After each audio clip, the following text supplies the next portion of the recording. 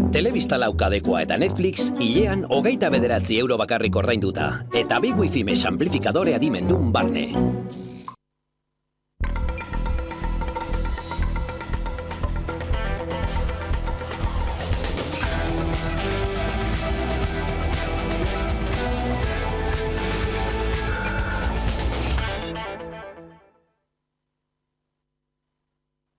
Gabon, Nazaroak 10 ditu eta memoriaren eguna dugu gaur. Horren harira, hainbat ekitaldia aurkitu ditugu Hego Euskal Herrian. Hasteko Eusko Jaurlaritzak Donostian egin du ekitaldi nagusia. Bakearen alde egin zuten pertsona, elkarte eta mugimenduei eskerrak emateko helburuarekin.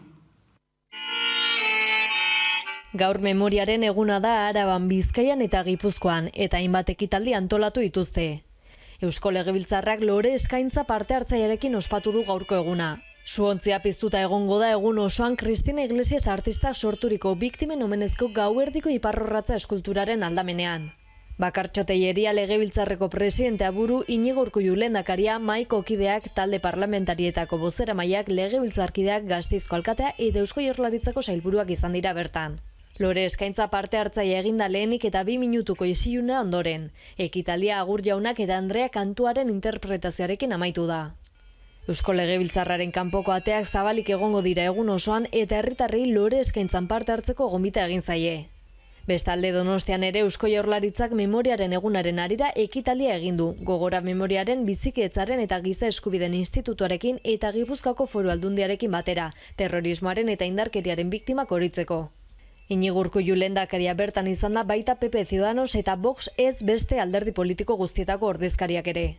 Bakearen alde egin zuten pertsona, elkarte eta mugimenduei eskerrak emateko eta terrorismoaren eta indarkeriaren amaieran erabakigarriak izan zirenak aitortzeko baliatu dute.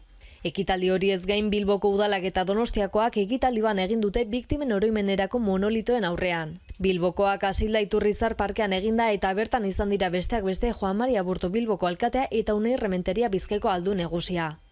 Donostian Alderdi Ederren egin dute hitzordua eta Eneko Goia alkateak hartu du parte. Testuinguru honetan Bingen Zupiria Jaurlaritzako bozeramaileak azpimarratu du garrantzitsua dela guzti gogoratzea memoriaren eguna, denak batera edo nork bere aldetik baino ospatzea. Uste dugu garrantzitsuena dela memoria egun hori erabiltzea biktimaren tokian jartzeko. Indarkeria guztien, eta terrorismo guztien, biktima guztien eta bakoitzaren tokian jartzeko. Ildo horretan EH Bilduk salatu du etaren violentzia gaitzesten ez den bitartean ezin izango dela bizikidetza normalizaturik erdietsi. Gaineratu du pertsona bakoitzak autokritika egin beharko duela, baina alderdi politikoek are gehiago.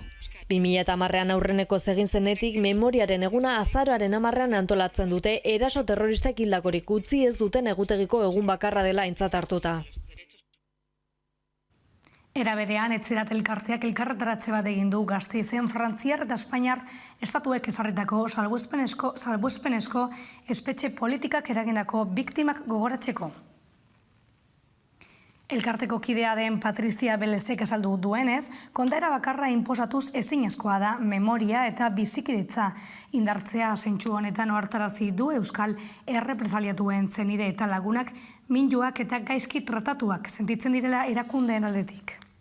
Urte batean berriz ere, biktima guztien aitortza eta ezagutza aldarrikatzeko.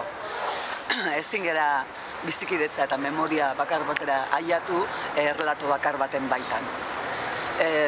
Minduak eta gaizki tratatuak sentitzen gea instituzioen aldetik, ze oraindik ere espetxera joan etorrian bizitza galduten senide eta lagunei dispertsioaren eta urrunketaren eraginez eta salbuespeneko espetxe politika anker baten eraginez hildako presoei etzaile ezagutza hori eta memoria hori eman, eta gainera ere ikusi dugu azken egunotan, azken hilabete hauetan kriminalizazio saiakera bat Otxandioko dispertsioaren biktimaren baten inguruan. Txeratetik proposatu nahi duguna da gai guzti hauek azaleratzea, biktima guzti hauek mahai gainean jartzea eta eztabaida lasai batean murgiltzea. Beste gatazka batzuetan ditu zaiona sufrimentuaren berdintasun moral batera hilatzeko. Bizikidetza horren eta relatorren bidean. Eta gaurkoan ere Eusko Jaurlaritzak abiatu ditu elkarrizketak oposizioarekin datorren urteko aurrekontuei babesa emateko, naiz eta aurrekontuak babesen dituzten taldeek, EAJak eta PSEek gehiengo osoa izan Eusko Legebiltzarrean. 2022ko ekitaldirako aurrekontuen negoziazioen lehen eguna da gaurkoa. Pedro Azpiazu Ekonomia eta Ogasuneko sailburua, PP Ciudadanos, Elkarrekin Podemos IU eta EH Bildu legebiltzarko taldeekin bildu da. Araba, Bizkaia eta Gipuzkoako datorren urteko aurrekontuei buruzko elkarrizketei hasiera emanez. Azpiazuk adierazi du lehen harreman honek alderdi bakoitzak zer jarrera duen eta zer eskatzen duen ikusteko balio izan duela, baina ziurtatu du marjina aztertu eta ahalegina egingo dela beti ere aurrekontu eta eskumen esparruaren barruan. Gaur ikusiko dugu zer eskatzen duten, zein den euren portaera, gero hortik aurrera posible bada, segituko dugu aurrera, akordio bat lortzeko. Dena den lasai daude Eusko Jaurlaritza osatzen duten EAJak eta PSEek gehiengo osoa baitute Eusko Legebiltzarrean, eta berdin aurrekontuek aurrera egingo baitute. Da espada posible, beti kontutan hartu behar dugu, gehiagoa daukagula, ez? Legebiltzarrean, eta horrek lasaitasuna ematen duzku, ze Euskadiko hiritarrek badakite aurrekontuak onartuta egongo direla, ez urtea bukatu baino lehen. Eusko Jaurlaritzaren 2022ko aurrekontuen proiektua 13.000 milioi eurokoa da eta 1.600 milioi euroko inbertsioak aurreikusten ditu. Kopuru horiei Europar Batasunetik iritsi daitezkeen berreraikuntzarako funtsa gehituko zaizkie. Eusko Jaurlaritzak proiektua onartuko duela bermatuta duen arren, Iñigo Urkullu lehendakariak behin baino gehiagotan eskaini du babes hori zabaltzeko negoziazioa abiatzea, baina Azpiazuk iragarri bezala Vox negoziazio horretatik kanpo geratu da. Orain arte EH Bilduk proiektua arretaz aztertuko duela eta akordio zabalak lortzeko negoziatzeko prest daudela iragarri du. Naiz eta Maialen Iriarte EH Bilduren legebiltzarreko bozeramaileak Jaurlaritzari ohartarazi zion egoerak eskatzen duen maila ematea dagokiola eta hiruzpalau partida mugitzetik harago elkarrizketa zintzua irekitzeko gai izatea. Miren Gorrotxategi Elkarrekin Podemos IUk legebiltzarrean duen bozeramailea negoziatzeko prest agertu da aste honetan, bere esanetan proiektua jasotzen dituen murrizketa sozialak iraultzeko. Bestelakoan, gizarte segurantzako privatizazioaren kontra protesta egin du Bizkaiko pentsiodunen koordinadorak Bilbon, Leongo eta Asturiaseko pentsiodunak ere batu zaizkie manifestazioari. Hala gaurkoan plataformak aldarkatu du gizarte segurantzako eredua erabakitzerakoan herritarrek parte hartu beharko luketela. Bizkaiko pentsiodunen koordinadorak manifestazio egin du Bilboko kaleetatik. Gaurkoan gizarte segurantzako privatizazioaren kontra protesta egin du pentsiodunen koordinadorak. Eta Juanen Elua plataformako ordezkariak nabarmendu du enpresetako pentsio plan pribatuen aurka daudela. Que el elemento central de la jornada reivindicativa es decir alto y claro no a los planes de pensiones de empresa, concretamente no a las EPSVs que tenemos aquí en Euskadi. Gainera, koordinadorak ohartarazi du Escribá, gizarte segurantzako ministroak, pentsio sistema erasotzen duela. Realmente está claro que el ataque ya es decisivo y decidido por parte de Escribá. Y hay mucha gente y muchos cómplices, institucionales, políticos, partidos y sindicatos. Concretamente, los que tienen más relevancia y más predominancia en las EPSVs en Euskadi, el ALAF, Comisiones y UGT por ese orden. Horrez gain, Eluak gastigatu du pentsio sistema publikoa ez dela ez sindikatuen, ez alderdi politikoen, ez erakundeen eztabaiden ardatz. Eta orain nazioartera begira, Frantzian zentral nuklear berriak erekiko dituela iragarri du gobernuak. Frantziako estatuak zentral nuklear berrien eraikuntza suspertuko du. Bart gauean Emmanuel Macron, Frantziako presidenteak iragarri du zentral nuklear berriak eraikiko dituztela. Frantziak hamarkadak daramatza zentral nuklearrak eraiki barik, hala joera aldaketa hori argudiatzeko bi arrazoi azaldu ditu Bart Macronek. Batetik herrialdearen independentzia energetikoa bermatzeko. Hau da, energia hornitzeko atzerriarekiko mendekotasuna murriztea nahi du Frantziak. Gasaren eta elektrizitatearen fakturak igotzen eta ziurgabetasun geopolitikoa dagoen momentuan. Bestetik presidenteak nabarmendu duenez, klima aldaketaren aurkako borrokan urratz bat da. Energia nuklearrak berotegi efektuko gazik izurtzen ez duen energia iturria baita. Guztiz garbia ez izan arren. Gauzak horrela, Macronek jakinarazi zuen erreaktore nuklearrak eraikitzen hasiko direla eta energia berriztagarriak garatzen jarraituko dutela. Hala ere, neurri horrek erreaktore nuklearren deskonexio programarekin talka egiten du. Izan ere, Frantziako presidenteak agintaldiaren hasieran konpromisua hartu zuen 14 erreaktore ixteko. Eta 2035erako 150%era murriztea zentral nuklearren energia. Gaur egun, Frantziak bere elektrizitatearen 170 inguru energia nuklearretik lortzen du. Jardunean jarraitzen duten 45 erreaktore atomikoei esker. Aldi berean, Frantziak COP26an hartu diren konpromisoei jarraiki 2050erako karbono isurketen neutraltasuna lortzeko helburua du. Bestalde, COP26 azken txanpan sartu da negoziazioei ekiteko heldu baitira ara gobernuetako energia eta ingurumen ministroak ekologistek ambizio falta salatu egin dute eta begiralek ez dute uste akordio oso indartsurik lortuko denik. Txinak eta garapen bidean dauden 77 estatuk ambizio handiagoa eskatu diete herrialde aberatzei, isuriak murrizteko eta herrialde pobretuei laguntzeko. Gainera, Greenpeacek negoziazioen hasierako testua filtratu du eta salatu egin du ez duela jasotzen erregai fosilen erabilera mugatzeko neurririk joan den astean iragarritako itxunak mugatuak direla eta hedabideen titularrak jasotzeko iragarri dituztela uste dute. Eta kulturara begira, orain aste gutxi barru emango zaio hasiera Durangoko liburu eta disko asokari. Aurten, Jon Ander Urresti aktore bermeotarrak jarri dio aurpegia, ahotsa eta gorputza. Bada, izango da abenduaren 3tik 8 egingo den azokaren leloa. Sorlantz eta filmak enpresek sortu eta ekoiztu dute espota. Ikus ezagun. Badu? Bada. Badu. Behar bada. Bada espada. Baita espada. Badorre, mi paso vacío. Badarrai, badario, badator. Bai, bada. Bada azokaren testu inguruan, tristura eta nazka landu dituzte Joseba Sarrion Handia eta Peru Magdalena idazleek eta Irrimarra eta Mikel Balberde ilustratzaileek kuku emozio bildumaren baitan. Nazka txikien entzako liburu baten abia puntu giza ezoikoa da, hori eta horrexegatik Peru Magdalena idazlea izan da Eguerdiko magazinean nazkatasuna liburuaren nondik norakoak mintxagai.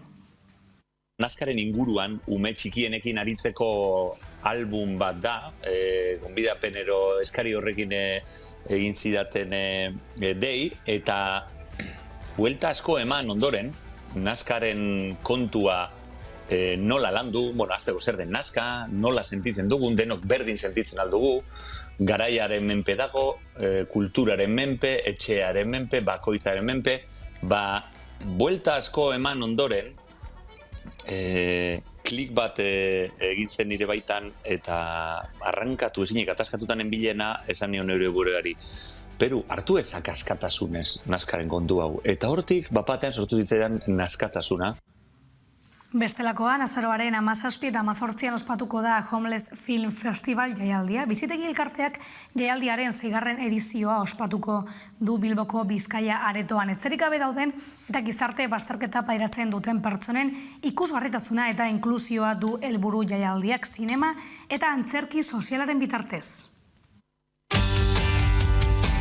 Homeless Film Festival jaialdiaren 6. edizioa ospatuko du Bizitegi elkarteak azaroaren 17 eta 18an. Zinema eta antzerki sozialaren jaialdiak Bilboko Bizkaia aretoan emango ditu aurten bi jardunaldiak, aurrez aurreko formatura itzuliz pandemia igarota. Bi egunez, etxegabeen edo gizarte bazterketa pairatzen duten pertsonengan jarriko du fokua jaialdiak, ikusgarritasuna eta inklusioa landuz. Hain zuzen, Santurtzine jaialdiko kalean sailean hautatutako eta bizitegi ekoitzitako film laburrek hartuko dute edizionen aurreneko goiza, hilaren 17koa. Halaber, zenbatu taldeak sortutako inork antzezlana eta Kloti Perezek zuzendutako mezklum antzezlana eskainiko ditu jaialdiak goiz horretan. Arratsaldeko emanaldian bestalde, antzerkia bera eta zinema uztartuko dituzte Mujereando el quejío de una diosa dokumentala estreinatuz. Lanak etxerik gabeko emakumeen errealitatea eta alduntzea ikusarazi nahi ditu antzerkiaren bidez. Jaialdiaren klasiko bihurtu den antzerki talde honen historia kontatuz. Egitarauaren bigarren egunean, bezperako laburmetraiak eta inork antzezlana ere izango dira ikusgai goizean. Eta arratsalderako, kalean ataleko laburmetraiak ikusteko beste aukera bat eskaintzeaz gain, Xabier Madariaga kazetariak gidatutako emanaldian, EHUko Gizarte eta Komunikazio Zientzien Fakultateko ikasleek egindako film labur finalistak proiektatuko dira. Emanaldi guztietarako sarrera doakoa izango da, baina bertaratu ahal izateko izena eman beharko du publikoak. homelessfestival.com webgunearen bitartez.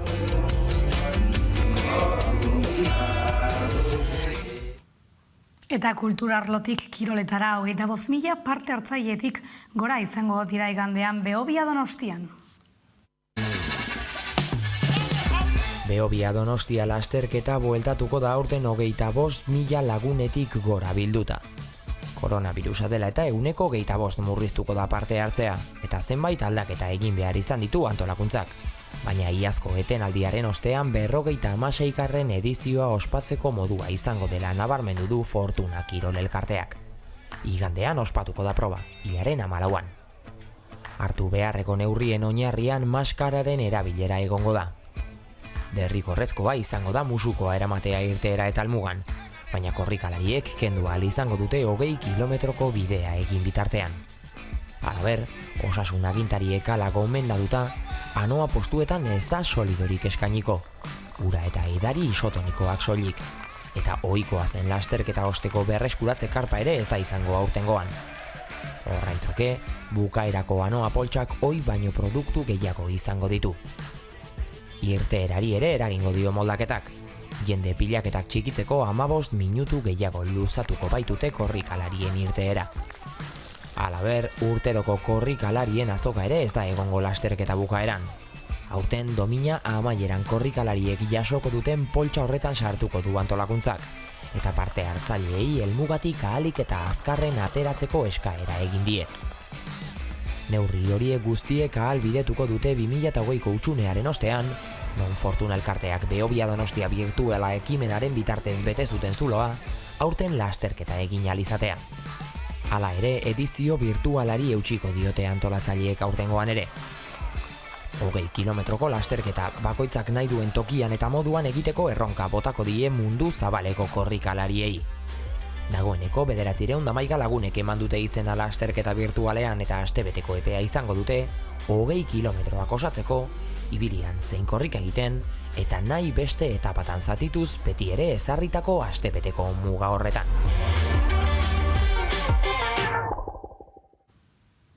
Eta bukatzeko azaroaren 11, 12 eta 13an egingo da feminismo marxistaren nazioarteko 4. konferentzia online gauzatuko da eta jardunaldi guztiak Zoom plataforma bidez igorriko dira. Jule Goikoetxea da antolatzaileetako bat eta azaldu duenez, profil praktikoak, ponentzia, kolektibo eta kritikak jarriko dituzte mahai gainean. Ikuspuntu teoriko eta praktikoak uztartuz, korrontez berdinen arteko eztabaida bultzatzea du zede hortxe. Duzue informazioa eta bueltan elkarrizketa, ez galdu. Online izango da dana, orduan edonork parte hartu ahal izango du, entzule moduan. Eta, bueno, alde batetikan bi zutabe orokor dauzka edo izango ditu konferentziak, azaroaren 11, 12 eta 13an egingo da. Eta alde batetikan edukiko ditugu, bueno, munduan oso ezagunak diren teoriko feministak, beraien obratan jorratutako, bueno, arazo desberdinen inguruan, bai? Balioaren teoria, estatua, erreprodukzio soziala, sexualizazioa, arrazializazioa, eta abar, baina gero bestetik egongo dira panelak, eta paneletan banakakoak eta kolektiboak egongo dira, beraz, zentzu honetan konferentzia honek edo gehiengoak, parte hartuko duen gehiengoak dauka profil mistoa, alegia akademiatik edo unibertsitatetik datoz, baina militanteak ere badira, edo aktivistak. Eta orduan paneletan, edukiko ditugunak ostiral goizean eta larun batean, goiz eta arratsaldetan, hor egongo dira herrialde desberdinetako jendea, ponentziak eta kritikak, Gauza konkretuei buruz, ez bakarrik debate eta eztabaida teorikoen inguruan, bai intersekzionalitatea korronte desberdinen arteko eztabaidak eta baizik eta, adibidez, greba feministen inguruan panel asko daude, ponentzia asko, erresistentzia berrien inguruan, emakume langileen antolakuntza berrien inguruan ere, eta hor esfortzu handia egin dugu hegoaldeko ahotsak ekartzeko, ez? Nahiko ahots desberdina daude geopolitikoki, eta gero esan moduan, gaien inguruan, egongo da bai aspektu teorikoak eta oso xean aztertuko diren gauzak, eta gero bestetik egongo dira hori adibide oso praktikoak, borroka moldeen inguruan, erresistentzia berriak esan moduan, eta protesta ziklo desberdinak. Noski beti ere gainea kontuan hartuta, kapitalismo digital eta finantzario batean gaudela, eta beraz proposamen asko ere datoz sektore horretatik.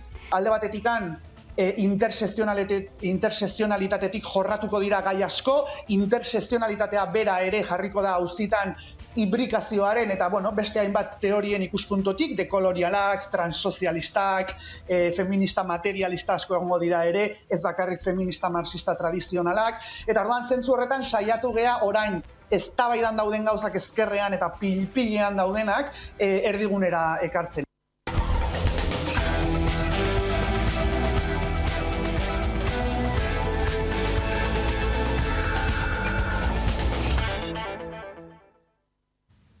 Kaixo, berriro albiztegian komentatu dugun moduan, memoriaren eguna dugu gaur gurean eta urterolez, hainbat ekitaldi egon dira Hego Euskal Herrian eta etxeratek, konkretuki, elkarretaratze bat egin du Legebiltzarraren kanpoaldean. Horri buruz hitz egiteko gurekin dugu Patrizia Belez, etxerateko bozeramailea. Gabon, Patrizia.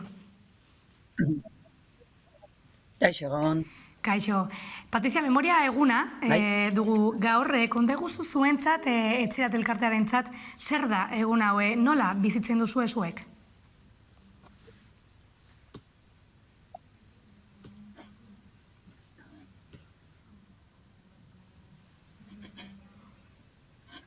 Barkatu, Kaixo? entzute jazue? Bai, nik entzuten duzu, Patrizia? Bai? Bai, orain bai? Bai, orain bai, barkatu.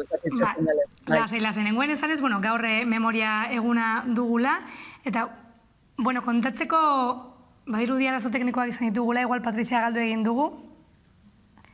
Entzuten duzu, Patrizia? Bai.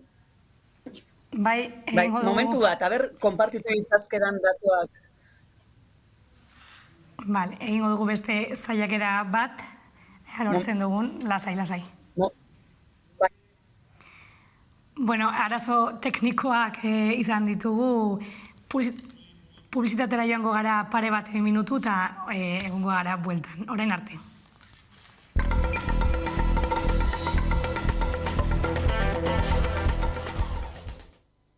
Amaikak aukerak eskaintzen ditu.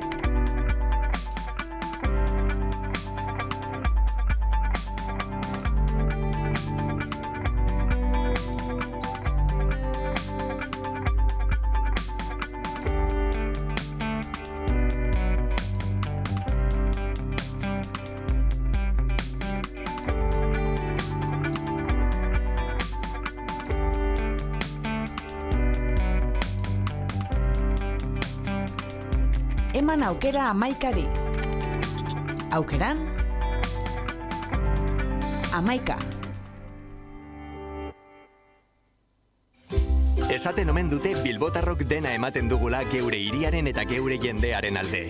Eta orain Bilboko komertzioak eta ostalaritzak geure babes osoa behar dute. Babestu zeure auzoko komertzioa eta ostalaritza. Bertokoak. Erosi, kontsumitu eta dibertitu Bilbon. Flipatxo! Kakingarria! Irakurri duzu? Ordu esan! Hau bai bifa du. Aragia, literal. Ze ona! Irizpidea duzulako, giroan zabiltzalako berria. Zuk badakizu. Esaten omen dute bilbotarrok dena ematen dugula geure hiriaren eta geure jendearen alde. Eta orain Bilboko komertzioak eta ostalaritzak geure babes osoa behar dute. Babestu zeure auzoko komertzioa eta ostalaritza. Bertokoak. Erosi, kontsumitu eta dibertitu Bilbon. Bai, irratia. Naiz irratia. Irratiak iraganetik baino etorkizunetik baitu gehiago, herri honek bezala. Horregatik gu, etorkizuneko irrati bat prestatzen hasi ginen. Entzun dugu gure podcastekin erritmo onean txukuntzen duzuela etxea. Badakigu autoan entzuten gaituzuela, oinez, autobusean edota tabernan. Informazioa guretzat ezinbestekoa da, eta badakigu zuei ere etxetik informatuak irtetea gustatzen zaizuela. Gehiago flipatzen duzuela gure adituen playlistekin, aplikazioen algoritmoekin baino. Anitzak zarete eta hemen denontzako dago tokia. Horregatik guztiagatik, naiz irratia, musikan, entretenimenduan eta informazioan oinarritzen da. Baina batez ere, zuek guztiongan elkar ulertzeko moduri honena baita elkar entzutea.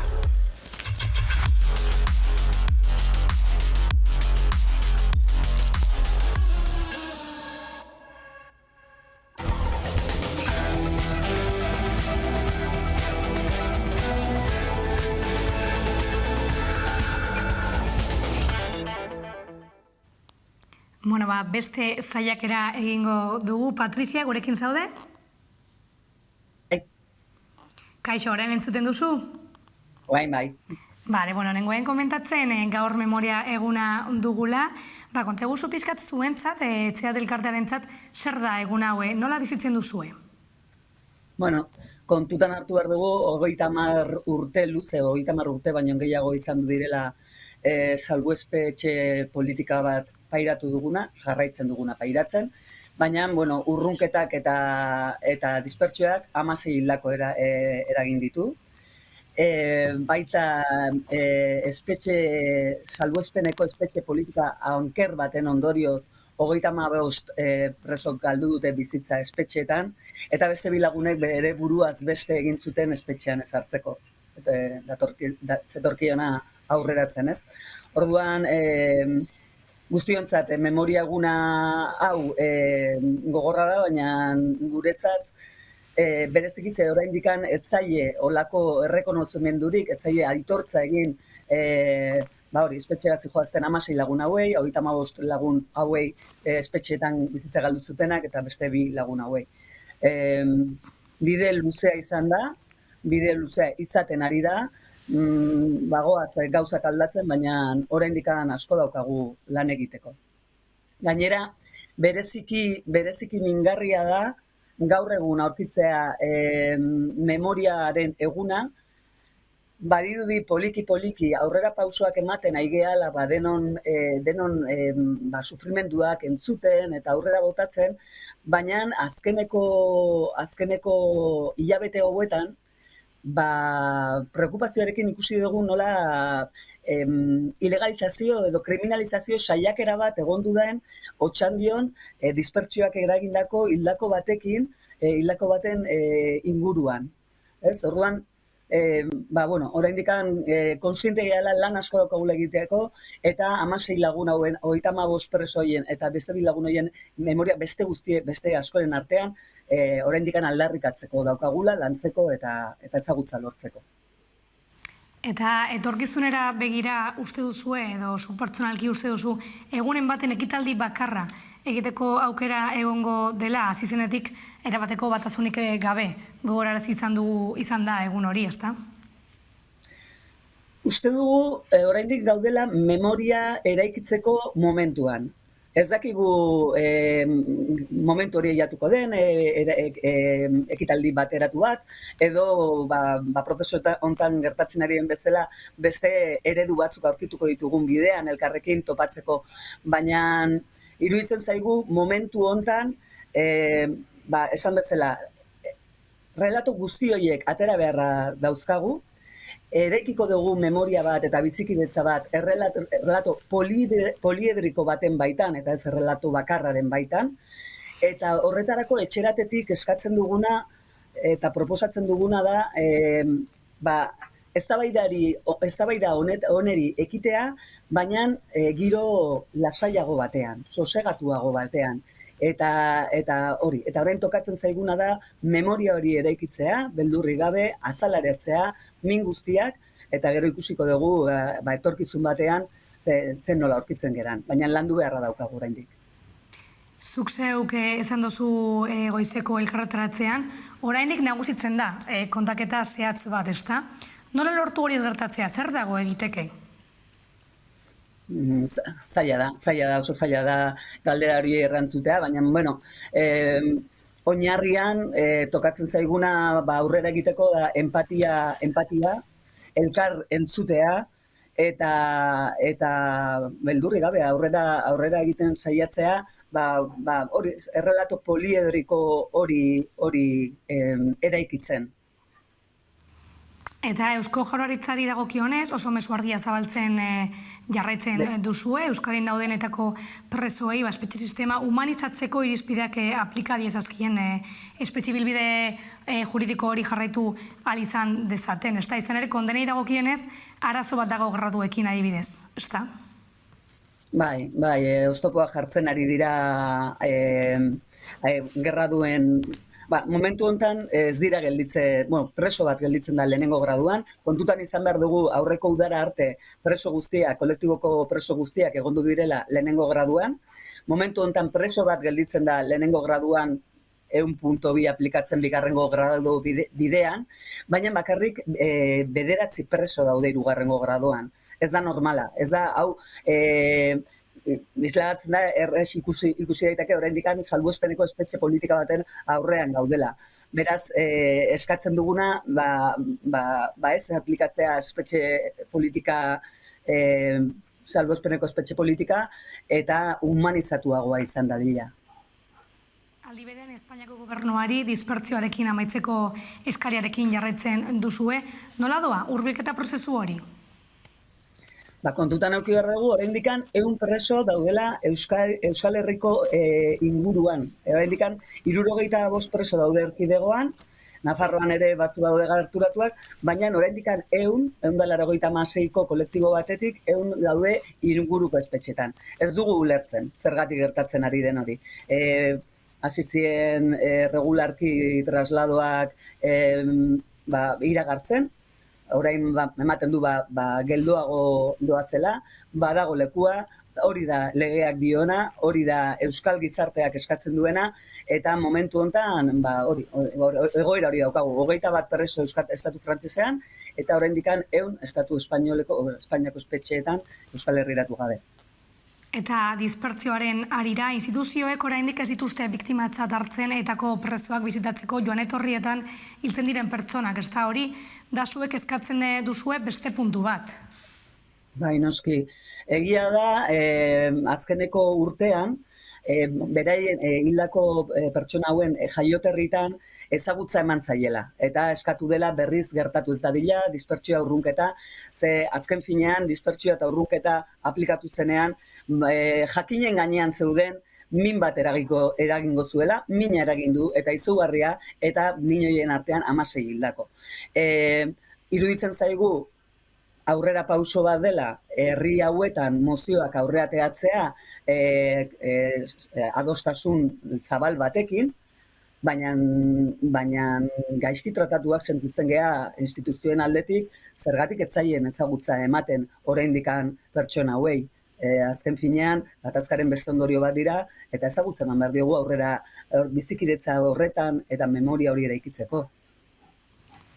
Eta amaitzeko oroar bizikidetzaren aldeko apustua egin dela zen genezake. Izan ere, badirudi alderdien, sindikatuen eta gizarte zibilaren artean akordio bat dagoela, ezta? Baina, non dago resistentzia? Zeintzuk dira oraindik dauden oztopoak? Hori da askotan esaten duguna, ez dugula ulertzen badago lobby bat osatzen dutena hanbat sektore judiziala, kazetari batzuk, eta ez duguna ulertzen argi eta garbi Euskal Herria, gure herriaren borondatea adierazten dugu zein den. Bizikidetzan aurrera egitea, eta salbuespeneko espetxe politikarekin bukatzea behingoz.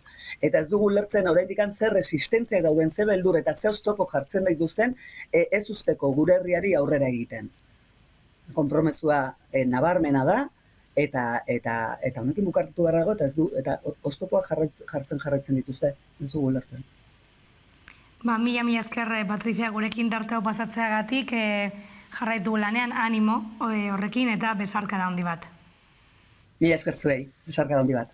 Bai, gabon. Gabon. Eta zuek egonadi publizitatera joango gara pare bat minutu eta bueltan solazaldiari ekingo diogu orain arte.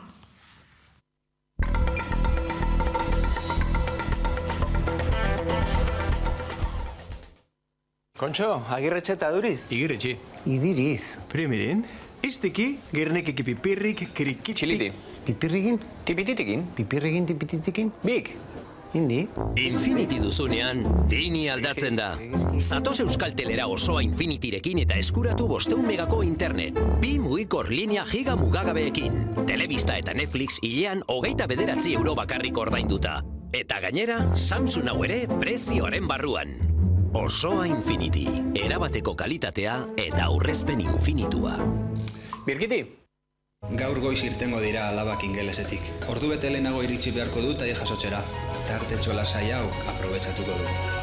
Mugitzea eguneroko kontua da, eta zuk aukeratzen duzu nola. Euskadin, jasangarria, kalitatekoa, eta pertsona guztientzat eskuragarria den garraioaren alde egiten dugu. Egin bat mugikortasun jasangarriarekin. Eusko Jaurlaritza, Euskadi, auzonena. Birkiti? Irgizki bit? Nizki? Tibilitikin, misidiz. Izindi? Txiliti! Txiliti! Txiliti! Infinity duzunean, Dini aldatzen da. Zatoz Euskaltelera osoa Infinityrekin eta eskuratu 500 megako internet. 2 mugikor linea giga mugagabeekin. Telebista eta Netflix hilean 29 euro bakarrik ordainduta. Eta gainera, tablet hau ere prezioaren barruan. Osoa Infinity, erabateko kalitatea eta aurrezpen infinitua. Bueltan da Amua antzezlana. 3 maitale elkarrekin iratiko etxola batean. Asko maitatu dute elkar eta maite dute elkar, baina zaila da hain intimoa den hori partekatzea. Esklusibotasuna, erromantizismoa, egoa, jabetza, ohitura, kultura eta hezkuntza alde batera uztea. Maitasuna hitz egitea gauza askori buruz hitz egitea da. Maite Larburu eta Ximun eta Manesfuts anaien eskutik, iraiaren 20 aurrera, Amua antzezlana. Ez lasaitu eta zaindu zuen burua diote, eta egia da, baina badakigu geure burua zaintzearena ondotxo ikasita dugula. Ezaugarriren bat, ondo baino hobeto dakigula non dagoen onena, eta zer da onena? Zaintzen gaituztenak beso zabalik itxarotea eta eurekaz disfrutatzea. Ziur nago horrelakoetan ez gaituela inok irabazten.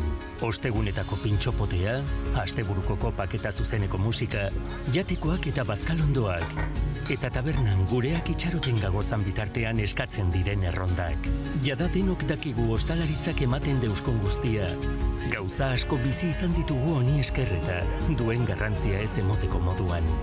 Horregaitik, orain geure burua beti bezain ondo zaintzen jarraitu behar dugu. Emonde euskuen dana, emoteko dugunaren erdia ere ez tala erakusteko. Bilbo, zaindu zaitez, zaindu gaitzazu, zaindu itzazu.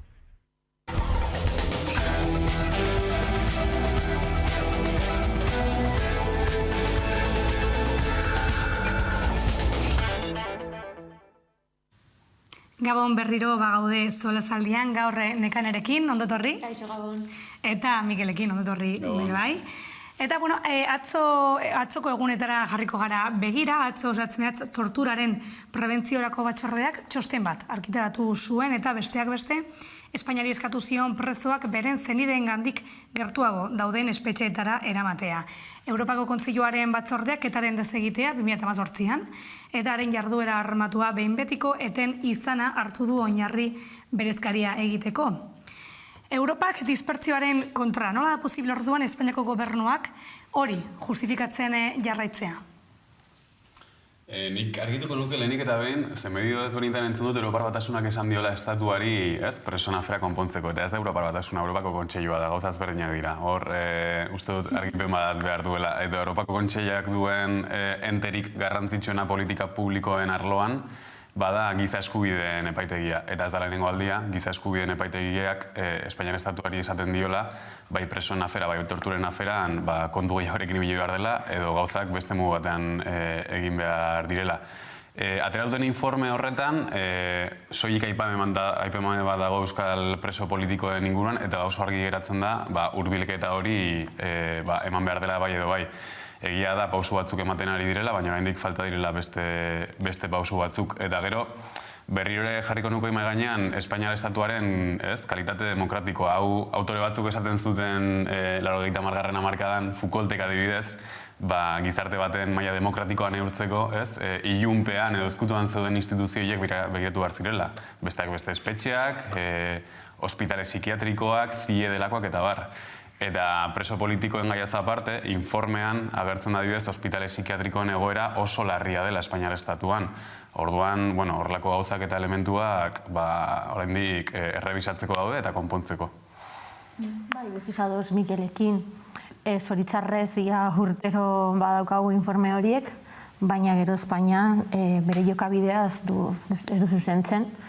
Eta, klaro, ondo dago hau medioetara eta jakitea, baina noiz jarriko dute gauzak ondo, noiz konponduko dute beren jarrera, eta oraindik gauzak eta pausak eman dira, baina ez da nahikoa.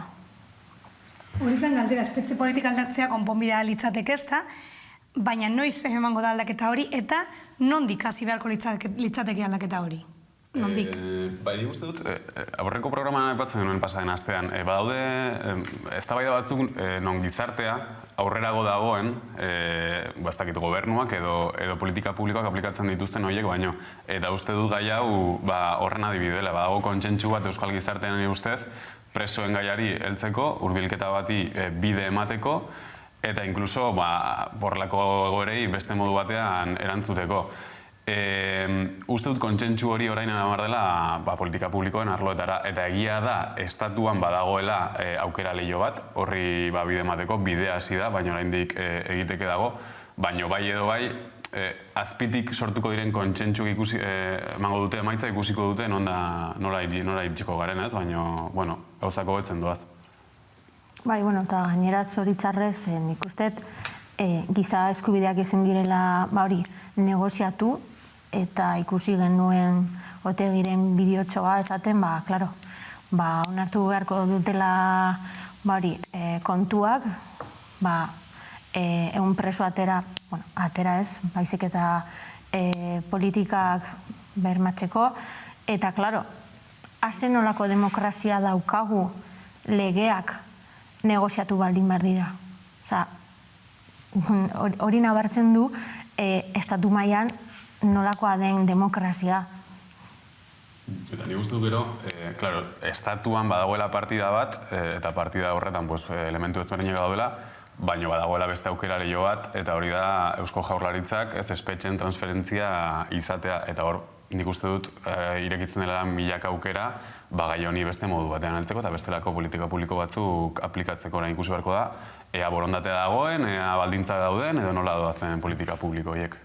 Zuka ere esan duzu orain eskubideekin ezin dela jolastu, agian dispertsioarena mendekua izan zen. Batzueko lan hartzen dut, ezta? Bai, espetxe politikoarekin politika txarra eta nintzako humillantea egin zuten. Ez dut ulertzen nola jolatu zuten bazkenean eskubide gizarte horiekin. Eta, orain agian aldatuko dute, zuk esandakoarekin, espetxe kompetentziagaz, pizkanaka gauzak aldatuko dira, baina ez dat sartzen nire buruan nola gizarte eskubideekin negozioa edo politika egitea. Oso txarra da gure demokraziarako. Informean, de hecho, nik uste dut agertzen dela apur bat testu inguratze bat, ez? Gaiaren testu inguratze bat. Esaten da giza eskubide horiek hor egon badaudela, baina gaur egun are gehiago bermatu behar direla gizarte eskubide horiek, hain zuzen ere, etak bere borroka armatua edo bere praktika armatua utzi zuelako, orduan testu inguruak ere bideratu behar du horrelako pausuak ematera. Eta txosten beran aipatzen da, torturarekin zerikusirik duena, Espainiako polizia eta guardia zibilari gomendio bat egitea beharrezkoa dela. Eta mezua da hau. Atxilotuekiko tratu txarrak legez kanpokoak eta ez profesionalak direla. Eta dagokien zigorra izango dutela. Baina suporatzen da eurek badakitela hau, ez da? Suposatzen da. Bai, gainera, ez dugu ahaztu behar informe hau egiten duena dela torturaren aurkako batzordea, hau da, tortura dauka jomuan, eta hor torturaren izapidea kontrolatzen dituen protokoloa bada Istanbuleko protokoloa, eta Europak behin eta berriro esan du hori Espainiar estatuan urratu egin dela. 1000 aldiz eta oraindik urratzen jarraitzen duela, baina ez bakarrik preso politikoen aferan, euskal presoen aferan, bai migranten aferan eta besteleko kasu batzuetan. Azkenean, Istanbuleko protokoloak esaten duena da, bermatu behar direla medio guztiak tortura ez gertatzeko, eta tortura gertatzen den kasuetan hori akreditatzeko, edo, biktima izandako horrek, elementuak edo tresnak izateko, hori gero salatzeko autoritateen aurrean. Eta argi dago ez dela bermatzen, txostenak esaten du argi eta garbi. Berriro diot, ospitale psikiatrikoetan, zietan eta horrelako espetxeen adierazpide ezberdinetan. Bai, torturari buruz bai ikusi dugu Madrilgo parlamentuan ez, diputatuen kongresuan, sekretu ofizialarekin, orain pausu bat eman dute, baina esan dute, kontuz. Hamarkada honetatik horretara, ez dira sekretu ofizialak zabalduko, zer gaitik. Eta orduan, hori. Eta gero, gogoan izan behar dugu, Eusko Jaurlaritzak Pako Etxeberriaren laguntzarekin 2017 egin zuela informe bat torturaren inguruan, trantsiziotik 2017 arte zeuden kasuen inguruan, eta esaten zuten gutxienez 5.000 tortura kasu egon zirela. Hau da, diot, arazoaren dimentsioa ere kontuan hartzeko ez direla kasu isolatuak, baizik eta egon da praktika sistematiko bat urte hauetan zehar, agian uzkeneko urteetan gutxitu dena, baina hori hor egon dena, 5.000 kasu praktika struktural bat izan behar da, 5.000 kasu ez dira salbuespena.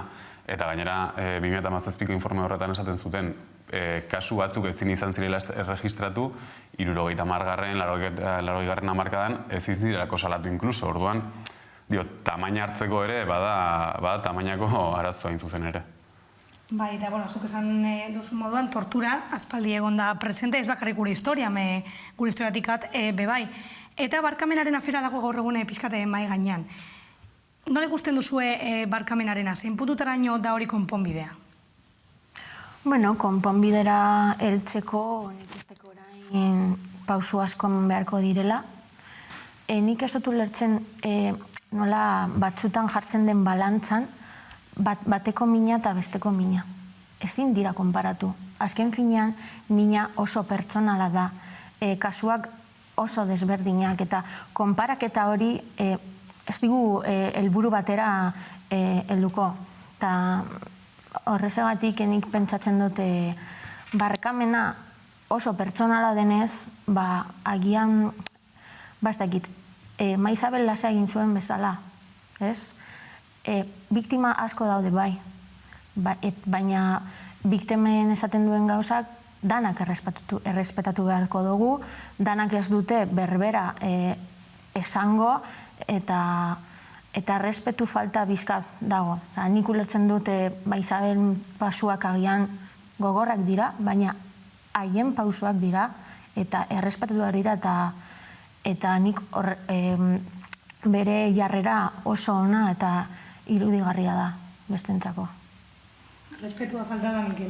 Nik uste dut respetua falta dela, eta horreko elkarrizketan etxerateko esaten zuen bezala, respetu falta hori lobby batzuetatik elikatzen ari da. Eta barkamenaren inguruan guztiz ados, uste dut oso gauza pertsonala dela, eta kasu batzuetan balio duela, biktimari aitortza hori emateko, ez da beste kasu batzuetan agian ezinezkoa dela.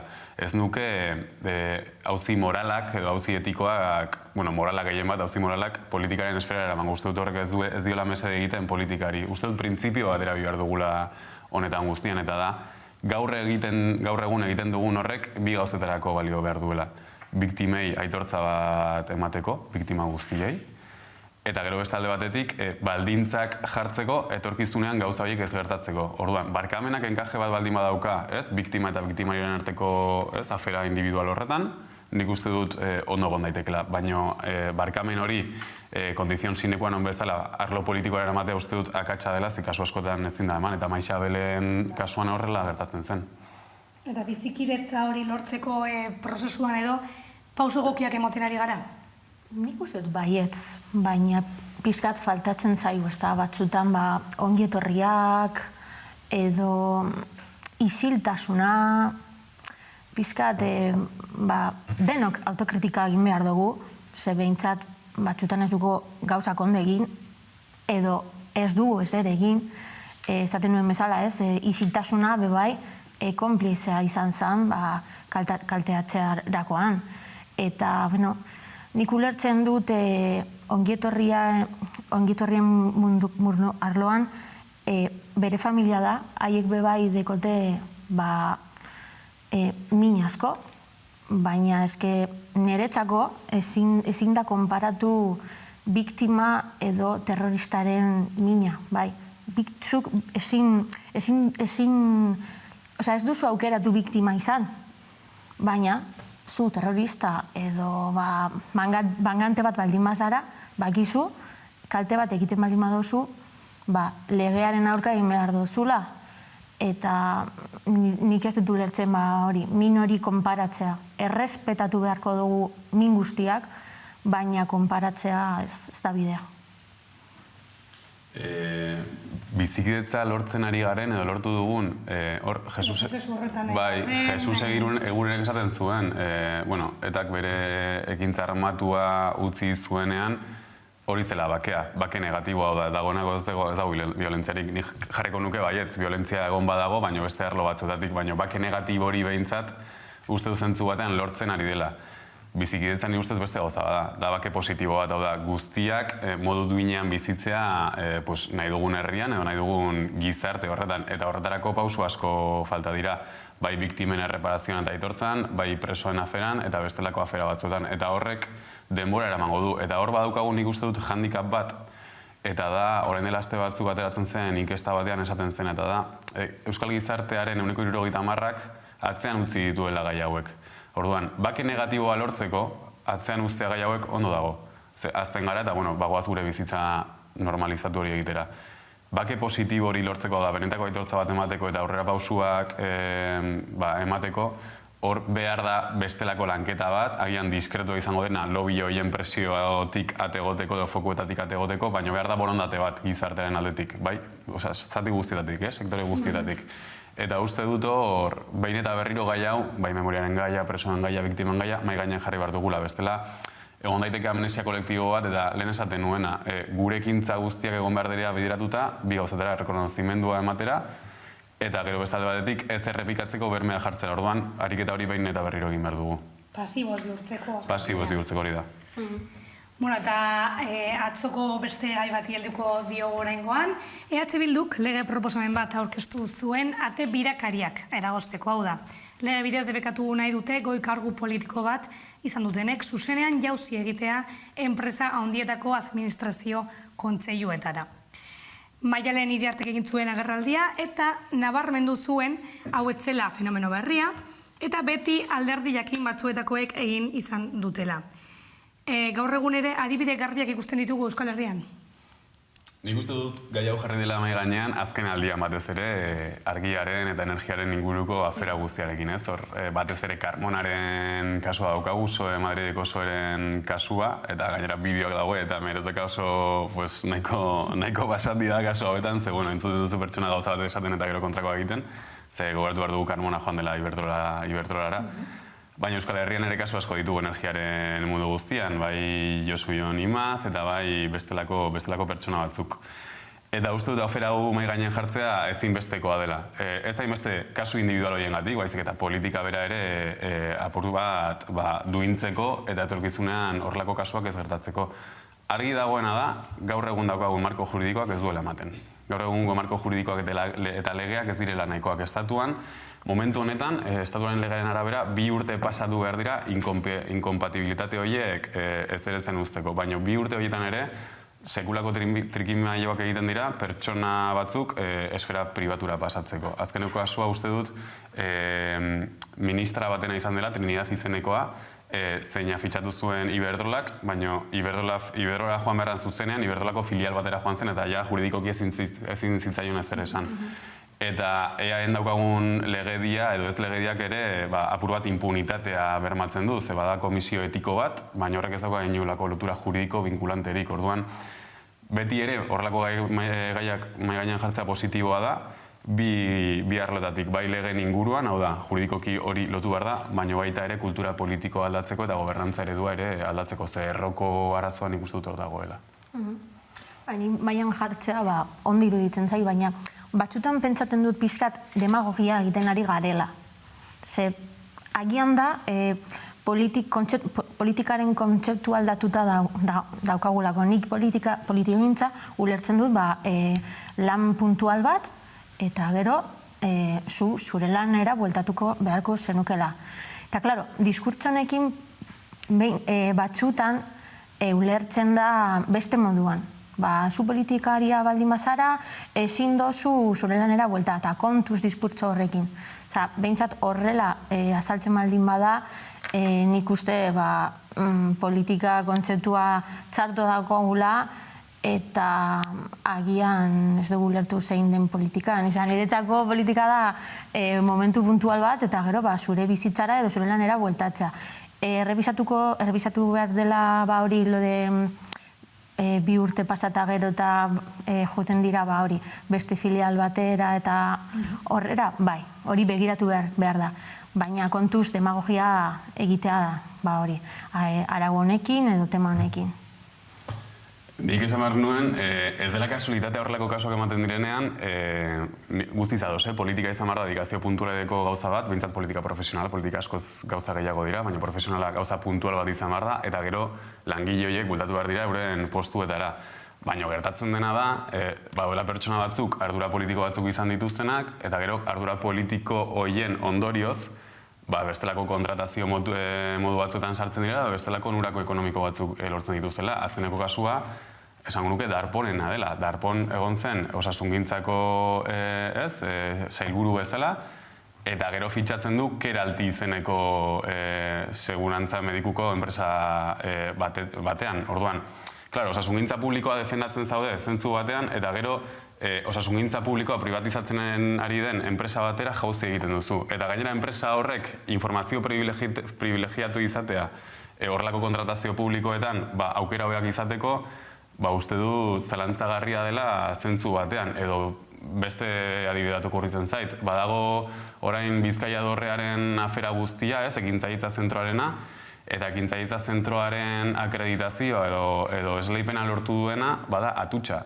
PricewaterhouseCoopers kontsultoraren bitartez, eta Atutxaren familia ikusi ezakegu PNV-en guzti sartuta dagoela.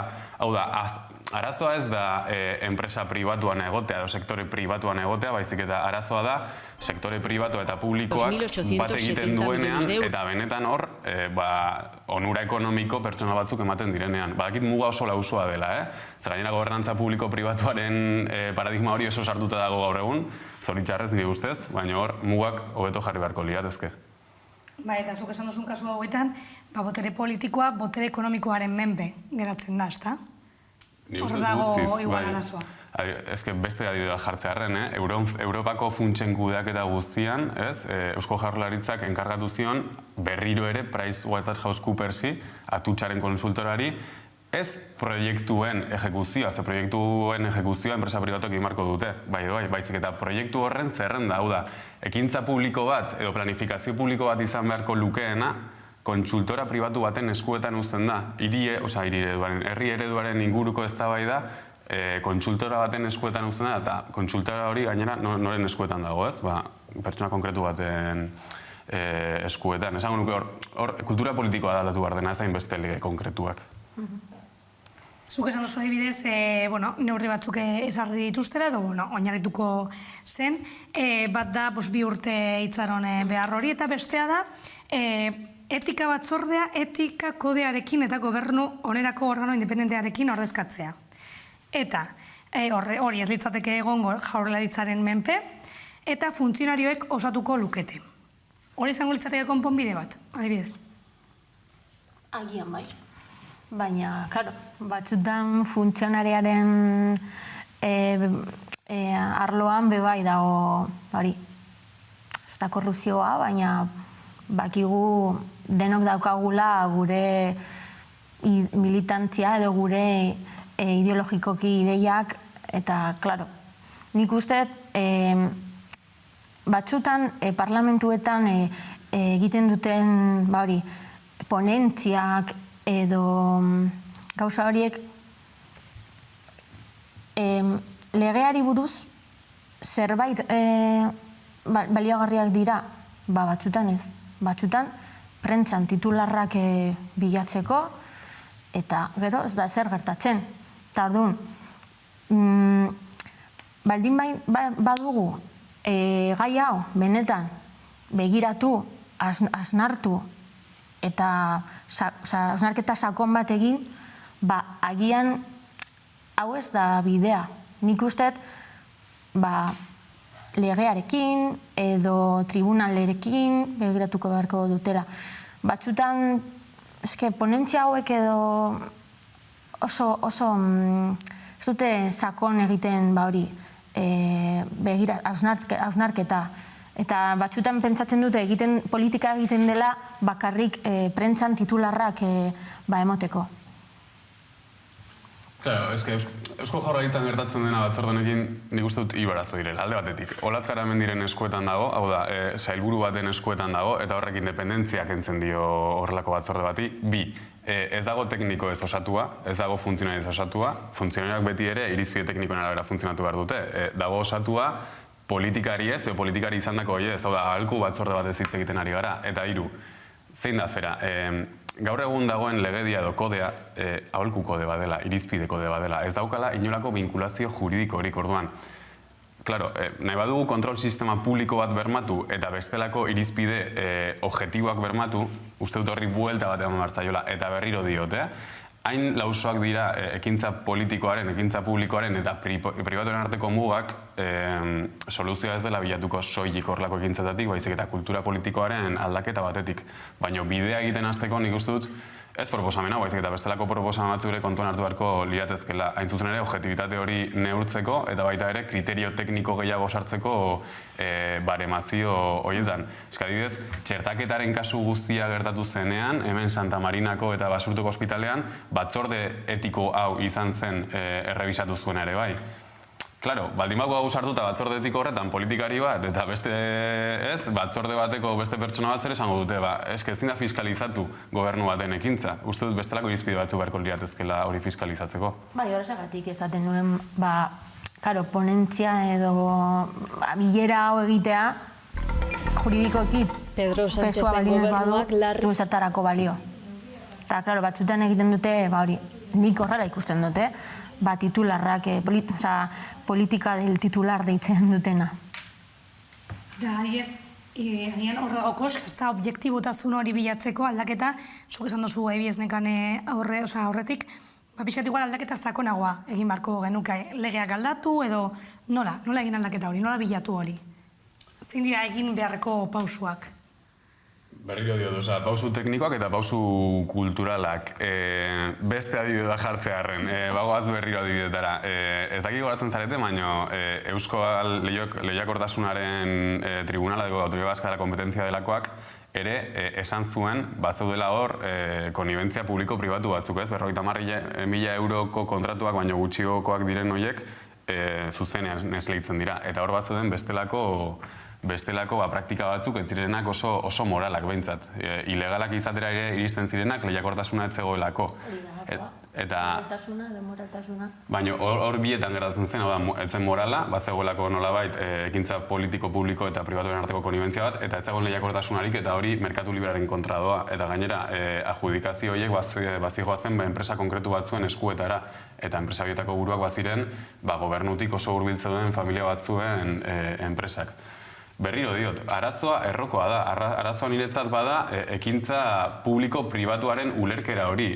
Ulertzen bada kolaborazio hori ongizate kolektiborako, nik uste dut pase bat izan dezakela, ez da behetu dezakula behintzat, nola izan behar den kolaborazio hori. Kolaborazio publiko-pribatua baldin bada, publikoa den hori esku pribatuetan uzteko edo privatizatzeko edo onura ekonomiko konkretu batzuk lortzeko, nik uste dut gaizki goazela. Eta paradigma hori aldatuko nuke, behintzat hasteko eztabaidatzen horrelako kontuen inguruan.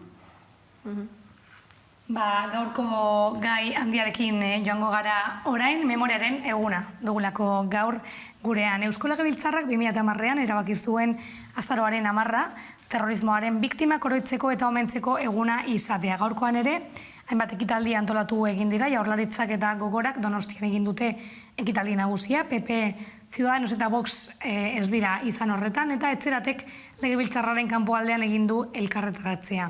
Entzungo dugu Patrizia Belez horretan, eta gero komentatu egingo dugu.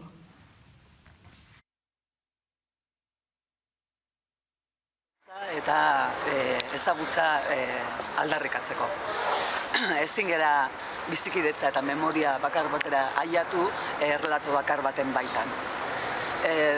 Minduak eta gaizki tratatuak sentitzen gea instituzioen aldetik, ze oraindik ere espetxera joan etorrian bizitza galduten senide eta lagunei dispertsioaren eta urrunketaren eraginez, eta salbuespeneko espetxe politika anker baten eraginez hildako presoei etzaile ezagutza hori eta memoria hori eman, eta gainera ere ikusi dugu azken egunotan, azken hilabete hauetan, kriminalizazio saiakera bat Otxandioko dispertsioaren biktimaren baten inguruan. Txeratetik proposatu nahi duguna da gai guzti hauek azaleratzea, biktima guzti hauek mahai gainean jartzea, eta eztabaida lasai batean murgiltzea. Beste gatazka batzuetan ditu zaiona sufrimentuaren berdintasun moral batera ailatzeko.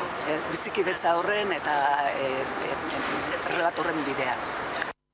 Hasieran komentatu egin dugu, baina Patriziak izan duenari reparatuz edo, berak dio, aztertutak sentitzen direla. Adibidez, PPek etarenak ez diren biktimak aldi batera utzen dituelako. Normala da horrela sentitzea, euren kasuan? Bai, normala da bai. Baina nik ez nukeia minutuak emango PP eta Voxekoak esaten duenarekin. Azkenean, Alderdi Popularrak hemen filial bat dauka, egiten du hemen politika botoak Madrilen eskatzeko, eta ez diet minutuek emango. Nik berdin pentsatzen dut, hau da, bizikidetzaren politika guztia uzten badugu lobby baten eskuetan, bide txarra daukagu zentzu horretan. Eta bigarren elementu bat ere jartzeagatik mahai gainean, bizikidetzaren eztabaida guztia eta politika guztia ere ezin dugu utzi unean uneko eztabaida politikoaren eskuetan edo taktika politikoen eskuetan. Nik uste dut, gai hauek landu behar direla beste foro batean guztiz aldenduta egongo dela unean uneko foko politikoetatik, ze bestela arma politiko bezala erabiltzen dira eta ez da ezer eraikitzaiorik suertatzen. Eta gero ere aitortu behar dugu, nik uste dut orube minimo bat izan behar dugula guztion artean, jakiteko herri honetan zer gertatu den, baina gero bakoitzak bere erlatoa, bere kontakizuna eta bere ikuspegi politikoa izango duela. Zegia da, violentzia zentzu batean bukatu duela, baina gatazka ez da bukatu, ze gizarte demokratikoetan gatazka egongo da, beste bide batzuetatik, baina gatazka egongo da. Orduan, jarri behar dugun orubea, hain zuzen horretarako da, gatazka beste parametro batzuetatik bideratzeko. Lehen egin dugu elkarsketa bat Patriziarekin, eta berari egin diodan galdera berdina egingo dizuet zuei, etorkizunera begira. Uste duzue egunean baten ekitaldi bakarra egiteko aukera egongo den? Memoria egun honetan? Nik uste dut ekitaldi bakarra egitea, zentzu batean positiboa izango litzatekela, orube minimo bat egongo litzatekelako, baina ekitaldi bakarra horretan diskurtso ezberdinak egotea ere positiboa izango litzateke nire ustez. Hau da, ekitaldi bakar batera baldin bagoaz, diskurtso berdinarekin, horrek ezkutatzen duena da erlato ezberdinen kontaketa eta gatazka politikoaren beraren kontaketa. Eta hori gizarte demokratikoetan ez da gertatzen, hori gertatuko litzateke gizarte totalitario baten, hau da, diskurtso baten finkapen orduan. Klabe egiten bada ekitaldi bakarrena, nik uste positiboa izango litzatekela beti ere, hauts ezberdinak aitortuz eta erlato ezberdinak aitortuz. Bai, guzti, zadoz, azkenean, nik uste sozialki pentsatzen baldin bada egoera hori, posiblea da. Baina politika moduan edo alderdi moduan pentsatzen bada ideia hori edo egoera hori, ez dut uste alderdi moduan ailegatuko dugula argazki hori ikustea. Zoritzarrez horrela ikusten dut nik. Eta zuk esan duzuren, Mikel, pasibotasun hori borrokatu behar dugula, baina instituzioetan ere pasibotasun hori ikusten duzue? Nik uste dugu gizarte mailan. Nik uste dut, instituzioetan ez dagoela pasibotasun hori, hain zuzen ere, arma politiko bezala erabiltzen delako gai hau. Orduan, etengabe, ari dateratzen gai hau, astero, hilabetero, apur bat, zure hariri politikoari gaizki izan da, baina, bueno, hostia bat emateko, horrela esan da. Zoritxarrez horrela da. Claro, baina eski egin behar dugun ariketa bestelakoa da. Pasibotasun hori alde batera uzteko eta aktibo bilakatzeko egon behar da agendan, baina egon behar da agendan beste parametro batzuetan, ez arma politiko bezala. Eta zoritxarrez parametro horietan gaude. Arma politiko bezala erabiltzen ari da etengabean. Nik ikusten dut kalean ez, agian guk politika arloan edo politigintzan gaudenez, ezagutzen dugu zer gertatu zen, ez dagoela bakarrik errelatu bakarra, baina kuadrilen arloan eta gazteok garenok jende askok ez daki zer gertatu zana. Eta memoria falta baldin badago, nik uste ezin dugula aurrera pasuak emango. Eta nik uste behar dugula Isabel edo Maria Jauregi gehiago gure bizitzan eta agian diskurtso politiko gutxiago. Nik horrela ikusten dut. Zuk esan duzu orain ezjakintasuna dagoela gazteen artean. Agian hezkuntza aldi horretan landu beharra dago? Bai. Nik uste klaseetan historian moduan eta bebai bizikidetza moduan eman beharko lukela hori. Ez dakit, agian uste dut egin zen klaseetan hori biktimak joatea, baina, klaro, hori arazoa dauka. Ze batzutan diskurtsa juten da linea bakoitzan. Eta ez, errelatu asko daude. Baina, ni klaseetan egingo nuke erreflexio sakon bat, jende gazteak ez gara jende tontolapikoa, eta hausnarketa biziketetzarako nik uste oso nahi izango lekera klaseetan gai honi buruz hitz egitea. Nik uste dut ere positibo izango litzatekeela. Eta ez dakit historiaren parte bezala, ze oraindik oso urte gutxi pasa dira historia izateko, baina bai elkarbizitzaren elementu bat bezala, baina elkarbizitzare ulertuta beste gauza asko bezala. Hau izan da gatazka politiko bat herri honetan bizi izan duguna, baina gaur egun ere elkarbizitzari erasotzen dioten bestelako gatazka asko dauzkagu, bai ultraeskuinaren afera, migranten kudeaketa, euskararen historia. Esan nahi dut, elkarbizitza goza askoz gehiago dira eta hain zuzen ere baloretan egon behar da oinarritua. Ez hainbeste kontaketa konkretu eta esplizitu batzuetan, baina bai uste dut horrelako gai tratatu behar direla eskolan. Baina agian hori, hezkuntzan hori sartzea bai ez litzateke izango zauriak existea? Eta horre mantentzea... Ez dut uste, gainera kontatzean oso positibo da hori mina erreparatzea, bai. Nik uste orain, Isabel pelikulekin, unibertsitatean egin zean proiektatu zuten pelikula eta gero solasaldi bat egin zuten eta oso polita eta positiboa izan zen eta nik uste hori klasean bai, EDBH-en edo agian txikiak dira, baina bai, nik uste oso positiboa izango lukela. Gintza horien helburua, nire ustez enfokatu behar da, ez soilik kontakizun bat mai gainean jartzera, ze kontakizun guztiak dira legitimoak, baina agian kontakizun guztiek ez dute laguntzen elkarbizitzaren bide horretan. Orduan, horrelako programak diseinatzerako orduan ere, kontakizun horiek neurtu behar dira, baldin eta ze baldintza jartzen dituzun etorkizunen horrelako gauzak ez gertatzeko. Kontakizun horiek egon behar dira mai gainean, ze bestelari gara berriro ere bakoitzaren trintxeretara joaten, bakoitzaren lubaki horietara joaten, eta ez gara aurreratzen ari pausu horietan. Beti ere kontuan hartuta, kontakizun guztia legitimoa direla, eta pertsona bakoitzak daukela eskubide osoa, bere mina, sufrimendua eta bere bizipenak kontatzeko. Honekin amaitutzat emango dugu gaurko solasaldia, mila esker gurekin egoteagatik, hurrengo astean ikusiko dugu elkar, eta zuek gogoratu bihar hemen egongo garela berriro, 9:00 gutxitan gakoak saioan, mila esker eta gabon.